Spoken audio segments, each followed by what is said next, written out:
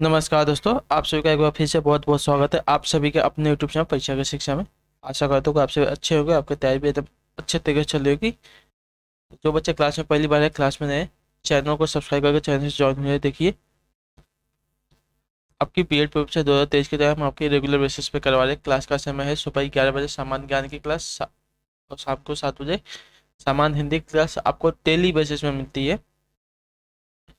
जो अपनी तैयारी कंप्लीट करना चाहते हैं, देखिए हमारे टेलीग्राम ग्रुप चैनल का जो डिस्क्रिप्शन में लिंक दिया गया है, वहाँ से जाकर आप ज्वाइन हो जाइए। वहाँ पे देखिए आपको इसकी जो पीडीएफ है वहाँ पे अपलोड कर दी जाती है।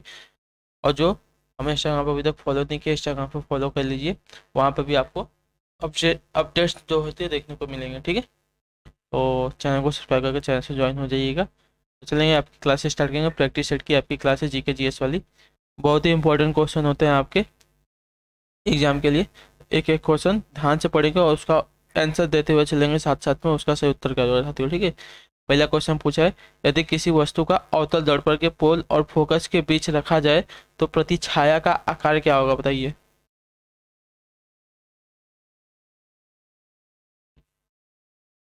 यदि किसी वस्तु का अवतल दर्पण के पोल और फोकस के बीच रखा जाए तो प्रतिछाया का आकार क्या होगा साथियों। तो उत्तर हो जाएगा आपका बहुत बड़ा होगा। जो ऑप्शन आपके बी तो दोस्तों आपका राइट आंसर हो जाएगा। क्लियर है।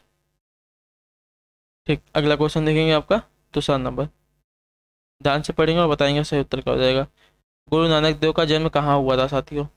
पूछा आपका गुरु नानक देव का जन्म कहाँ हुआ था साथियों, इसका सही उत्तर क्या हो जाएगा।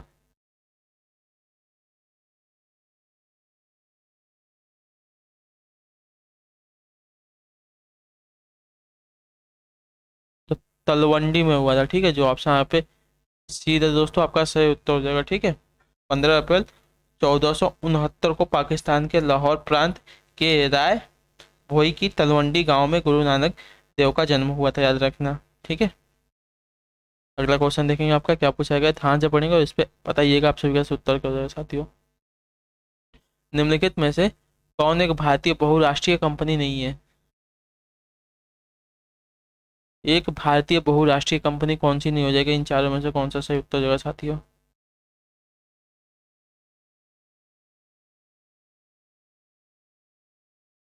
तो देख लीजिए, यूनिलीवर है आपकी, एक British Dutch transnational consumer goods company है। ठीक है, तो जो ऑप्शन आपका पी दिया दोस्तों आपका राइट आंसर, आपकी एक भारतीय बहुराष्ट्रीय कंपनी नहीं है। तो जो पी दिया दोस्तों आप सभी का सही उत्तर हो जाएगा।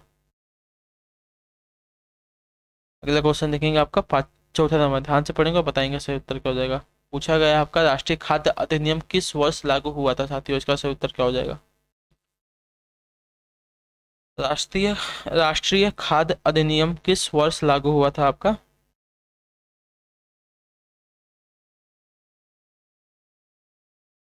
2013। जो ऑप्शन आगे पे बी दिया दोस्तों, राइट आंसर हो जाएगा। अगला क्वेश्चन देखेंगे आपका पांचवा नंबर।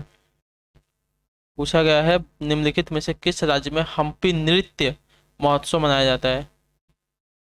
हम्पी नृत्य महोत्सव किस राज्य में मनाया जाता है, आपका सही उत्तर क्या होगा साथियों।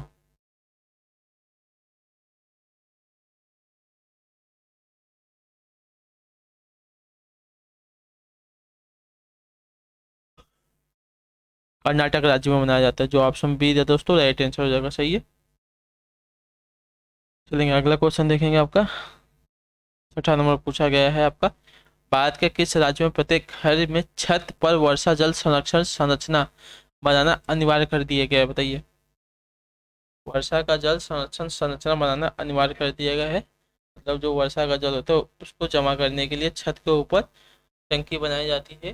किस राज्य में अनिवार्य कर दिया गया है इसको।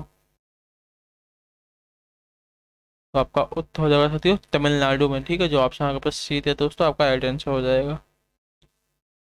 क्लियर है, अगला क्वेश्चन देखेंगे आपका सातवां नंबर। माता पिता के क्रोमोसोम्स का कौन सा संयोजन बालिका शिशु के लिए जिम्मेवार होता है, बताइए। माता पिता के क्रोमोसोम्स का कौन सा संयोजन बालिका शिशु के लिए जिम्मेवार होता है साथियों।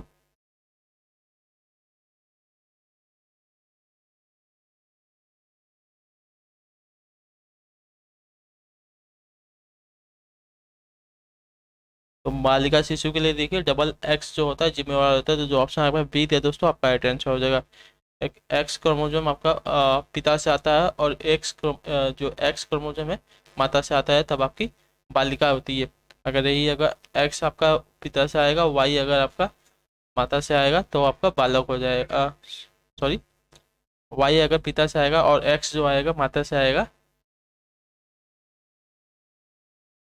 एक मिनट रुक जाइए।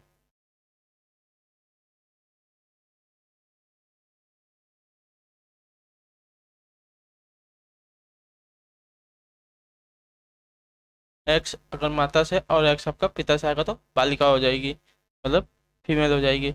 और आपका यहीं पे अगर वाई और एक्स, वाई अगर पिता से आएगा और एक्स आपकी माता से आएगी, तो आपका बालिका मतलब मेल हो जाएगा वो शिशु। क्लियर है?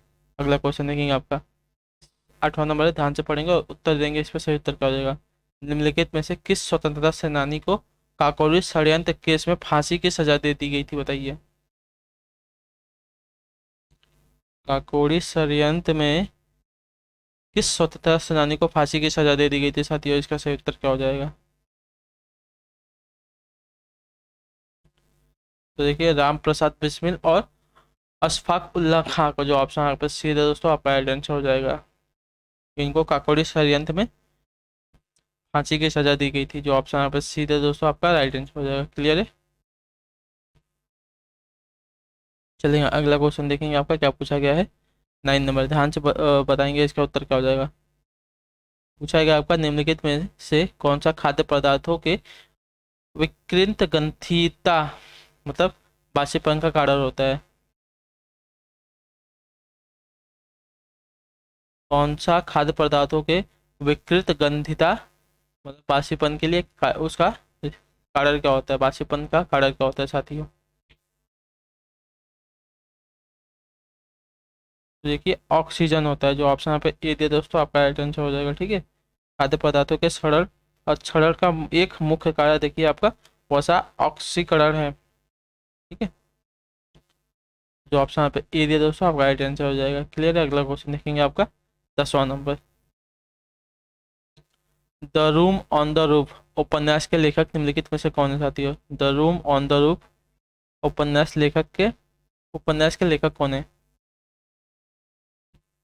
तो रस्किन बॉन्ड है, जो ऑप्शन ए दिया दोस्तों आपका सही उत्तर हो जाएगा। The room on the roof उपन्यास के लेखक आपके रस्किन बॉन्ड है। क्लियर है? अगला क्वेश्चन देखेंगे आपका 11 नंबर, ध्यान से देखेंगे क्या पूछा गया है। 11 पे है ओजोन परत के क्षय के लिए निम्नलिखित में से कौन सा कारक जिम्मेवार है, बताइए। ओजोन परत के क्षय के लिए निम्नलिखित में से कौन सा कारक जिम्मेदार है साथियों।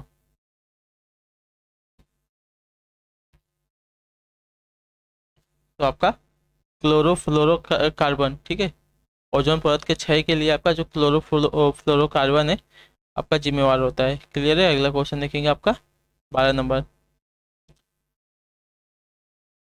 देखेंगे आपको पूछा गया है अरुंधति राय को निम्नलिखित में से कौन सा अंतर्राष्ट्रीय पुरस्कार मिला है। अरुंधति राय को निम्नलिखित में से कौन सा अंतर्राष्ट्रीय पुरस्कार मिला है साथियों, इसका सही उत्तर हो जाएगा मैन बुकर पुरस्कार मिला है। अरुंधति राय को अंतर्राष्ट्रीय पुरस्कार मिला है, जो ऑप्शन यहाँ पे डी था दोस्तों आपका राइट आंसर हो जाएगा। तो ये अगला क्वेश्चन देखेंगे आपका क्या पूछा गया है 12 पे। तो 12 होगा 13 नंबर, अमीबा निम्नलिखित में से किस जगत यानी कि किंगडम से संबंधित है। तो अमीबा देखिए आपका प्रोटिस्टा जगत से संबंधित होता है, तो जो ऑप्शन यहाँ पे सी है दोस्तों आपका राइट आंसर हो जाएगा। क्लियर है? ठीक है, अगला क्वेश्चन देखेंगे आपका 14 नंबर, ध्यान से पढ़ेंगे और इस पर बताएंगे सही उत्तर क्या हो जाएगा। हरियाणा हरिकेन किसे कहा जाता है। हरियाणा हरिकेन किसे कहा जाता है साथियों, इसका सही उत्तर क्या हो जाएगा। तो हरियाणा हरिकेन देखिए आपका कपिल देव को कहा जाता है, जो ऑप्शन यहाँ पे ए दिया दोस्तों आपका राइट आंसर हो जाएगा। क्लियर है?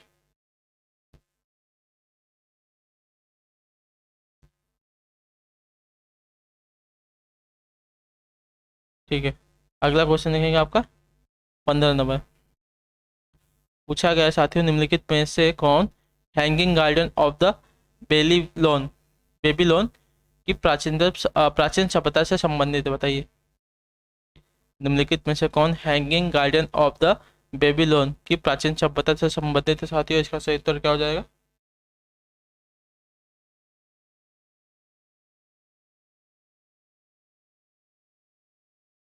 मेसोटोपिया, मेसोपोटामिया। ठीक है, जो ऑप्शन आपका पी दिया दोस्तों, आपका राइट आंसर हो जाएगा।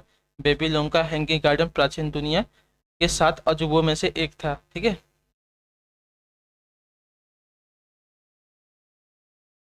चलेंगे। आपका कहाँ स्थित है? तो देखिए आपका मेसोपोटामिया में स्थित है, याद रखते हैं। जो ऑप्शन पी दिया दोस्तों, आपका राइट आंसर हो जाएगा। क्लियर है? अगला क्वेश्चन देखेंगे आपका क्या पूछा गया है।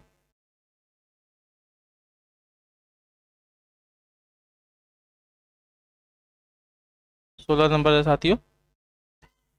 प्राचीन भारत में गांधार कला किस साम्राज्य के समय विकसित हुई थी? प्राचीन भारत में गांधार कला किस साम्राज्य के समय विकसित हुई थी साथियों? इसका सही उत्तर क्या हो जाएगा? तो कुषाण। ठीक है, जो ऑप्शन यहाँ पे ए दे दोस्तों, आपका सही उत्तर हो जाएगा। कुषाण साम्राज्य में आपकी जो प्राचीन गांधार कला थी विकसित हुई थी। क्लियर है? अगला क्वेश्चन देखेंगे आपका क्या पूछा गया साथियों। ध्यान से पढ़ेंगे और बताएंगे सही उत्तर क्या हो जाएगा। 17 पे। अशोक के शिलालेखों में किस लिपि का सबसे अच्छा उदाहरण प्रस्तुत किया गया है? अशोक के शिलालेखों में किस लिपि का सबसे अच्छा उदाहरण प्रस्तुत किया गया है? इसका सही उत्तर क्या हो जाएगा साथियों? तो ब्राह्मी लिपि का। ठीक है, जो ऑप्शन यहाँ पे बी दिया दोस्तों, आपका राइट आंसर हो जाएगा। क्लियर है?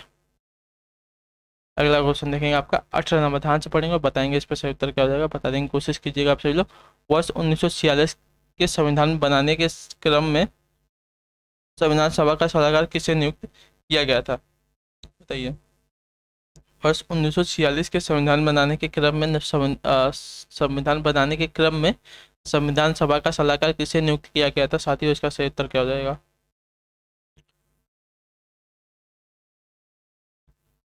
तो बी एन राव को। ठीक है, जो ऑप्शन यहाँ पे ए दिया दोस्तों, आपका राइट आंसर हो जाएगा। इन्हें सलाहकार नियुक्त किया गया था 1946 के संविधान बनाने के क्रम में। तो जो ऑप्शन ए दिया दोस्तों, आपका राइट आंसर हो जाएगा। क्लियर? अगला क्वेश्चन देखेंगे आपका। ये तो अभी आपको कराया था। The room on the roof उपन्यास के लेखक निम्नलिखित में से कौन है? नहीं पूछा है, ये तो क्वेश्चन गलत है। यहाँ पे हमको जोड़ा पहचानना है, कौन सा जोड़ा इसमें से गलत हो जाएगा साथियों।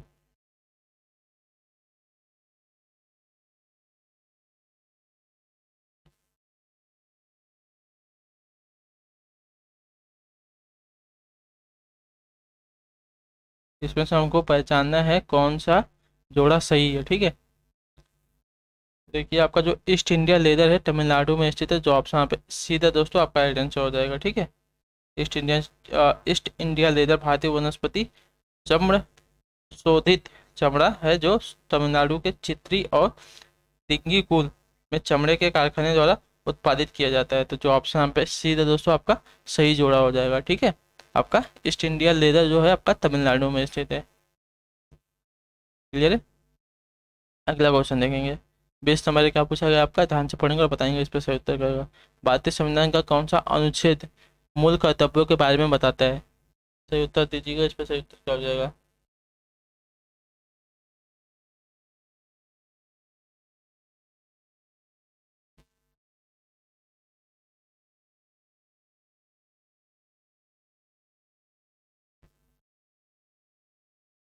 भारतीय संविधान का कौन सा अनुच्छेद मूल कर्तव्यों के बारे में बताता है साथियों? इसका सही उत्तर क्या हो जाएगा? तो अनुच्छेद 51 ए। ठीक है, जो है आपका मौलिक कर्तव्य भारतीय संविधान के भाग 4 ए के तहत अनुच्छेद 51 ए के अंतर्गत आते हैं। ठीक है, और यह स्वर्ण सिंह समिति की सिफारिशों पर 1976 में 42वें संविधान संशोधन में जोड़ा गया था। ठीक है, और मूल रूप से इसकी संख्या 10 थी, लेकिन मौलिक कर्तव्यों को 2002 में 86वां जो संविधान संशोधन हुआ था, इसमें बढ़ाकर 11 कर दी गई थी। याद रखना। तो जो ऑप्शन यहाँ पर डी थे दोस्तों, आपका राइट आंसर हो जाएगा। क्लियर? अगला क्वेश्चन देखेंगे 21 नंबर। ध्यान से पढ़ेंगे और बताएंगे इस पर सही उत्तर क्या हो जाएगा साथियों। मंगल ग्रह के वातावरण में सर्वाधिक पाया जाता है क्या? बताइए, मंगल ग्रह के वातावरण में सर्वाधिक क्या पाया जाता है साथियों? इसका सही उत्तर क्या हो जाएगा। मंगल ग्रह के वातावरण में सर्वाधिक देखिए आपका कार्बन डाइऑक्साइड पाया जाता है। जो ऑप्शन आपको पे बी है दोस्तों, आपका सही उत्तर हो जाएगा। क्लियर है? अगला क्वेश्चन देखेंगे आपका 22 नंबर क्या पूछा गया है साथियों। 22 पे पूछा आपका इलाहाबाद बैंक का मुख्यालय कहाँ स्थित है। इलाहाबाद बैंक का मुख्यालय कहाँ स्थित है, कोलकाता में है। जो ऑप्शन डी दिया दोस्तों सही उत्तर हो जाएगा। क्लियर। ठीक है, चलेंगे आपका अगला क्वेश्चन, ध्यान से पढ़िएगा। पूछा गया आपका स्वामी विवेकानंद के गुरु का नाम बताइए। स्वामी विवेकानंद के गुरु का नाम क्या था। स्वामी विवेकानंद के गुरु का नाम देखिए रामकृष्ण परमहंस था, और इन्हीं के नाम के ऊपर उन्होंने रामकृष्ण मिशन की स्थापना की थी। याद रखना, जो ऑप्शन आगे पर डी दिया दोस्तों आपका राइट आंसर हो जाएगा। ठीक, चलेंगे अगला क्वेश्चन देखेंगे आपका 24 नंबर।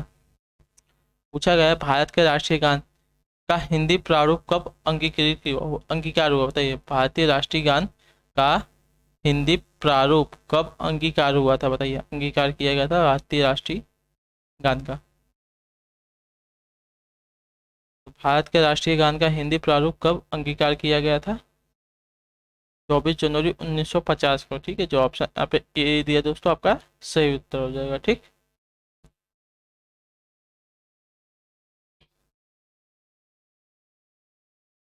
भारत का राष्ट्रीय गान जो जनगण मन है, जो मूल रूप से रविन्द्रनाथ टैगोर द्वारा बंगाली में रचा गया था, 24 जनवरी 1950 को भारत के राष्ट्रीय गान के रूप में संविधान सभा द्वारा अपने हिंदी संस्करण में अपनाया गया था। यह पहली बार 27 दिसंबर 1911 को भारतीय राष्ट्रीय कांग्रेस में कोलकाता अधिवेशन में गाया गया था। ये भी बात याद रखिएगा। ठीक है, अगला क्वेश्चन देखेंगे आपका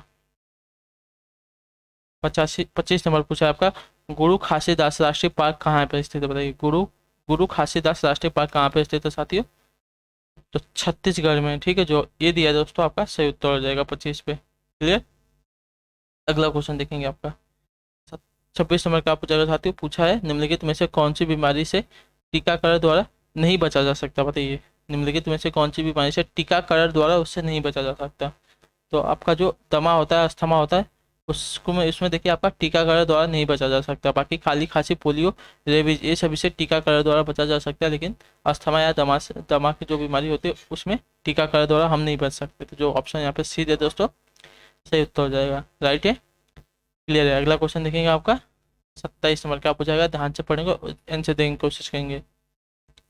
एसेरिकिया कोलाई को जल के निम्नलिखित में से किस प्रकार के प्रदूषण को निर्धारित करने के लिए संकेतक जीव के रूप में उपयोग किया जाता है बताइए। एसेरिकिया कोलाई को जल में निम्नलिखित में से किस प्रकार के प्रदूषण को निर्धारित करने के लिए एक संकेतक जीव के रूप में उपयोग किया जाता है साथियों। इसका राइट आंसर क्या हो जाएगा। तो मल संबंधी पदार्थ को। ठीक है, जो ऑप्शन यहाँ पे डी था दोस्तों आपका राइट आंसर हो जाएगा। ठीक है,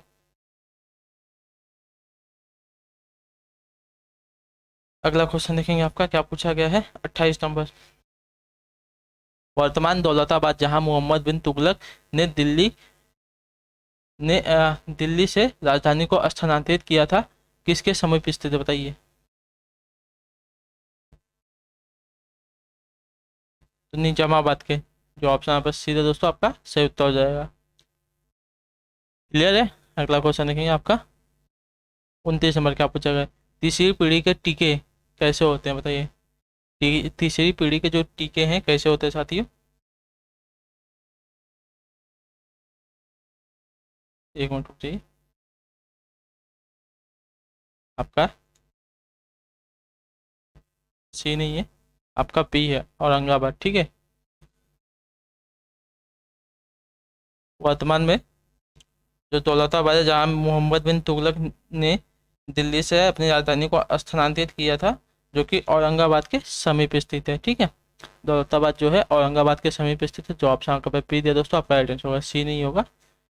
आप लोग उसको सही कर लीजिए। ठीक है, अगला क्वेश्चन देखेंगे आपका तीसरी पीढ़ी के टीके कैसे होते हैं।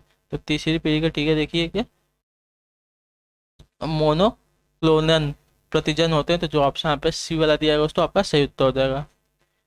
राइट है, ठीक, चलेंगे आपका अगला क्वेश्चन देखेंगे।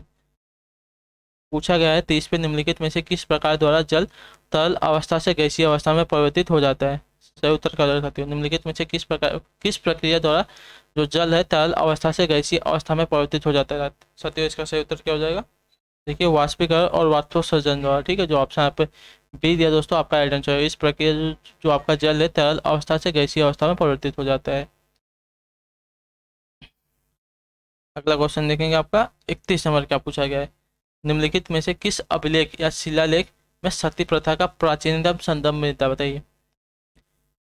निम्नलिखित में से किस अभिलेख या शिलालेख में सती प्रथा का प्राचीनतम संदर्भ मिलता है साथियों? इसका सही उत्तर क्या हो जाएगा?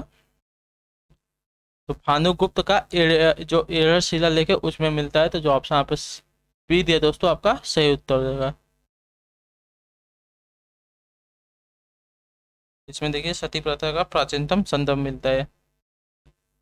क्लियर है? अगला क्वेश्चन देखेंगे आपका 32 नंबर क्या पूछेगा साथियों? भारत में व्यावसायिक रूप से जारी पहला अनुवांशिक अनुवांशिक रूप से संशोधित पौधा कौन सा है? बताइए।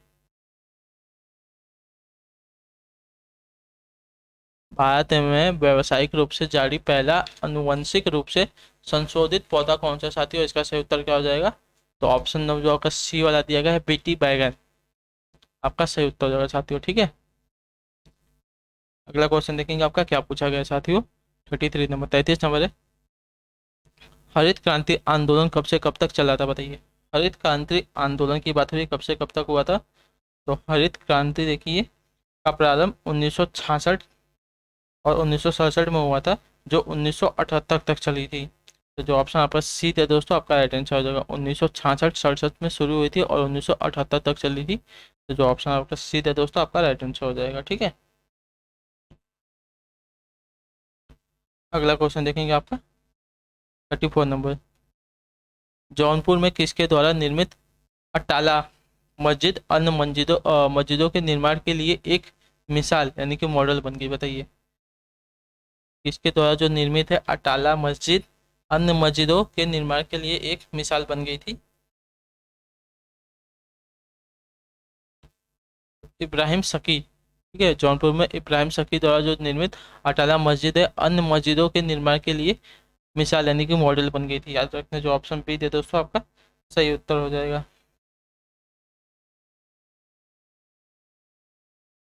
ठीक है, अगला क्वेश्चन देखेंगे आपका क्या पूछा गया है? 35 नंबर, 35 नंबर है। महासागरों में निम्न में से कौन सा लवण सर्वाधिक मात्रा में पाया जाता है? बताइए। महासागरों में निम्नलिखित में से कौन सा जो लवण है सर्वाधिक मात्रा में पाया जाता है साथियों? इसका राइट आंसर क्या हो जाएगा? तो सोडियम क्लोराइड, जो ऑप्शन आप पे डी है दोस्तों, आपका सही उत्तर हो जाएगा। ठीक है, 35 पे ऑप्शन डी आपका राइट हो जाएगा। अगला क्वेश्चन देखेंगे आपका 36 नंबर क्या पूछा गया साथियों? मोमबत्ती बनाने के लिए प्रयुक्त मोम रासायनिक दृष्टि से एक मिश्रण है किसका? बताइए।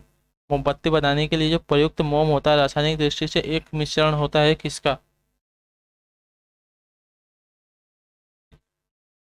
तो देखिए एलिफैटिक हाइड्रोकार्बन का मिश्रण होता है। मोमबत्ती बनाने के जो प्रयुक्त मोम होता है रासायनिक दृष्टि से एक मिश्रण होता है एलिफैटिक हाइड्रोकार्बन का। जो ऑप्शन आपको ए दे दोस्तों, सही उत्तर हो जाएगा। अगला क्वेश्चन देखेंगे आपका अगला 37 नंबर क्या पूछा गया साथियों? पूछा है आपका एमोनैल एक मिश्रण है। बताइए, एमोनैल एक मिश्रण है किसका? तो एमोनैल की बात करें तो देखिए आपका मिश्रण होता है एल्युमिनियम पाउडर का और पोटेशियम नाइट्रेट का। जो ऑप्शन आपका डी दिया दोस्तों, आपका राइट आंसर हो जाएगा। ठीक है, एमोनैल मिश्रण होता है किसका किसका? तो एल्युमिनियम पाउडर और पोटेशियम नाइट्रेट का। ठीक है, अगला क्वेश्चन देखेंगे आपका क्या पूछेगा साथियों? ध्यान से पढ़ेंगे और बताएंगे, इस पर से उत्तर का जाएगा साथियों। 38 नंबर है। निम्नलिखित में से कौन एक 2018 में स्थापित भारत का सबसे तेज सुपर कंप्यूटर है? बताइए। 2018 में स्थापित भारत का सबसे तेज सुपर कंप्यूटर है साथियों। प्रत्युष से। ठीक है, जो ऑप्शन आपको डी दिया दोस्तों, आपका राइट आंसर हो जाएगा। ठीक है, कहाँ है? तो पुणे में है। मुंबई के जो अपना महाराष्ट्र है, महाराष्ट्र के पूरे राज्य में पूरे जिले में स्थित है। क्लियर है? अगला क्वेश्चन देखेंगे आपका 39 नंबर क्या पूछा गया है आपको? अधिक शशांक एक ऐसा उपकरण है जो अन्य प्रोग्राम या उपकरणों के लिए कार्यात्मक कार्यात्मकता प्रदान करता है जिन्हें ग्राहक यानी कि क्लाइंट कहा जाता है। तो आपका सर्वर होता है, ठीक है, जो ऑप्शन यहाँ पर डी है दोस्तों आपका सर्वर एक ऐसा उपकरण है जो अन्य प्रोग्राम या उपकरणों के लिए कार्यात्मकता का प्रदान करता है जिन्हें ग्राहक यानी कि क्लाइंट कहा जाता है। क्लियर है। अगला क्वेश्चन देखेंगे 40 नंबर का पूछा गया साथियों। निम्नलिखित हिंदुस्तानी शास्त्रीय गायकों में से किसका संबंध उत्तर प्रदेश राज्य से था? भीमसेन जोशी, गंगूबाई हंगल, गुलाम अली खान, सिद्धेश्वरी देवी। इन चारों में से किसका जो संबंध है उत्तर प्रदेश राज्य से था? तो सिद्धेश्वरी देवी का, ठीक है, जो ऑप्शन यहाँ पर डी दिया दोस्तों आपका राइट आंसर हो जाएगा। ठीक है, जो ऑप्शन डी दिया दोस्तों आपका राइट आंसर, सिद्धेश्वरी देवी का संबंध आपका उत्तर प्रदेश राज्य से था। अगला क्वेश्चन देखेंगे आपका 41 नंबर का पूछेगा। रामायण के रचयिता वाल्मीकि का आश्रम निम्नलिखित में से कहाँ स्थित था साथियों?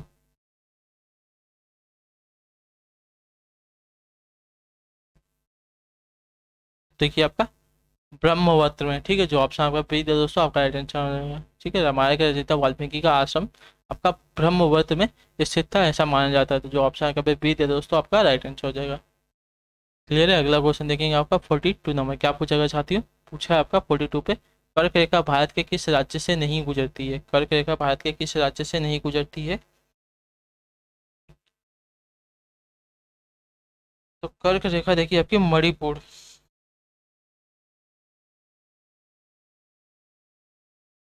मणिपुर से नहीं होकर गुजरती है। तो जो ऑप्शन पे ए दिया दोस्तों आपका राइट आंसर होगा। कहाँ कहाँ से होकर गुजरती है बताया गया है आपको, लिख ली, नोट कर लीजिए। गुजरात से होकर जाती है, राजस्थान से होकर जाती है, मध्य प्रदेश से, छत्तीसगढ़ से, झारखंड से, पश्चिम बंगाल से, त्रिपुरा से व मिजोरम से होकर जाती है, लेकिन मणिपुर से होकर नहीं जाती है।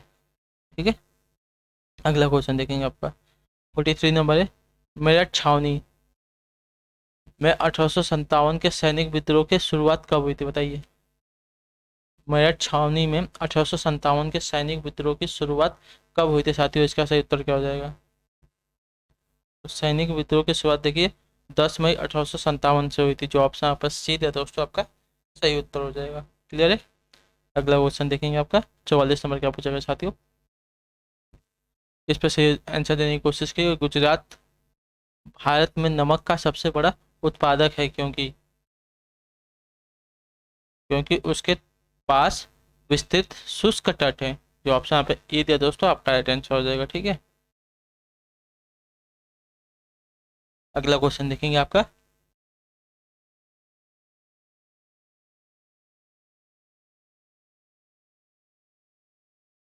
अंतर्वर्ती मतलब जायद फसलें हैं कौन सी?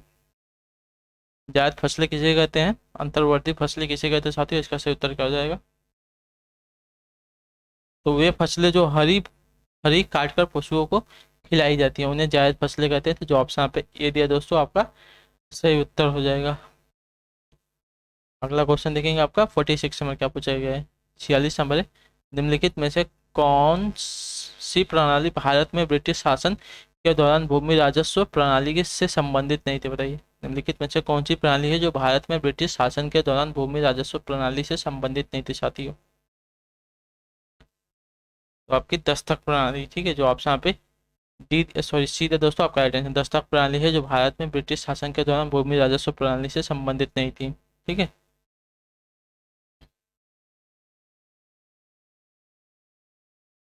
अगला क्वेश्चन देखेंगे आपका, क्या पूछा गया साथियों? 47 नंबर, ध्यान से पढ़ेंगे बताइए इस पर सही उत्तर क्या है। मैक्सिको की खाड़ी किसके द्वारा अटलांटिक महासागर से जुड़ी हुई है बताइए? मैक्सिको की खाड़ी किसके द्वारा अटलांटिक महासागर से जुड़ी हुई है साथियों? इसका राइट आंसर क्या हो जाएगा?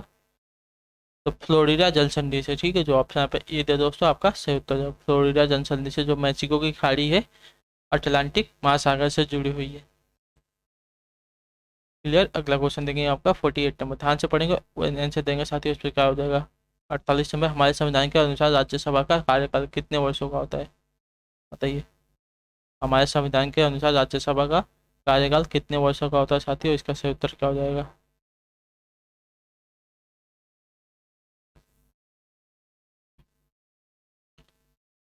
तो देखिए हमारे संविधान के अनुसार जो राज्यसभा का कार्यकाल है समाप्त होने का विषय नहीं है। ठीक है, तो जो ऑप्शन यहाँ पर डी है दोस्तों आपका राइट आंसर हो जाएगा। क्लियर?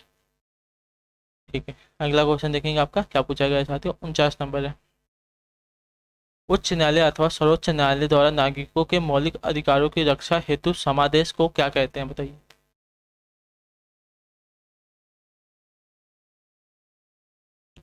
तो उन्हें देखिए संवैधानिक उपचार का अधिकार कहते हैं। जो ऑप्शन यहाँ पर डी है दोस्तों आपका राइट आंसर हो जाएगा। उच्च न्यायालय अथवा सर्वोच्च न्यायालय द्वारा नागरिकों के मौलिक अधिकारों की रक्षा हेतु समादेश को संवैधानिक उपचार का अधिकार कहते हैं। क्लियर है? अगला क्वेश्चन देखेंगे आप। 50 नंबर है। क्या पूछा गया साथियों? पूछा है आपका जब लोकसभा रद्द कर दी जाए तब अध्यक्ष पद कब रद्द किया जाएगा, बताइए। जब लोकसभा रद्द कर दी जाए तब अध्यक्ष पद कब रद्द किया जाएगा साथियों? इसका सही उत्तर क्या हो जाएगा? तो नई लोकसभा की प्रथम बैठक के पूर्व तक। जो ऑप्शन यहाँ पर सीधा दोस्तों आपका राइट आंसर हो जाएगा। क्लियर है? तो इसी के साथ जो आपकी जीके जीएस की क्लास है आज की कंप्लीट होती है। आई होप कि आपको क्लास अच्छी लगी हो।